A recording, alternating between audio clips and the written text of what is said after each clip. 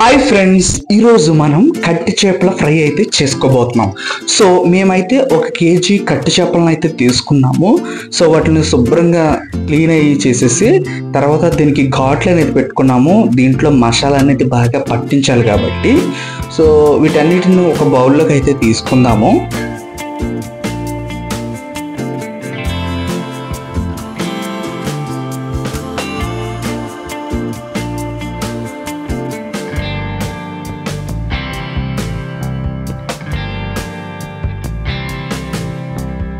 ఒక నిమ్మకాయని కట్ చేసి అందులో గింజలన్నీ తీసేసి ఇప్పుడు ఈ కట్టి చేపల పైన బాగా పిండుకుందామండి.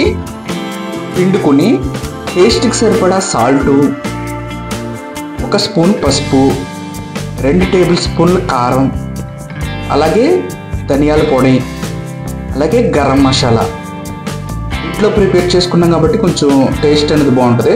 ఇప్పుడు వీటన్నిటికి ఈ మసాలా పట్టించేలాగా బాగా కలుపుకుందామండి.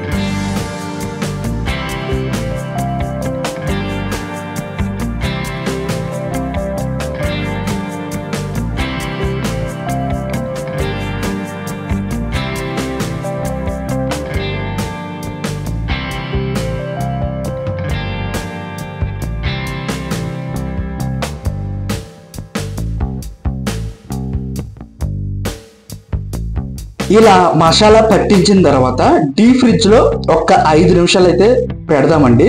ఆ పట్టించిన తర్వాత వేడి వేడి పెనంలో ఆయిల్ బాగా హీట్ అయిన తర్వాత ఈ చేపల్ని బాగా ఫ్రై చేసుకుందామండి.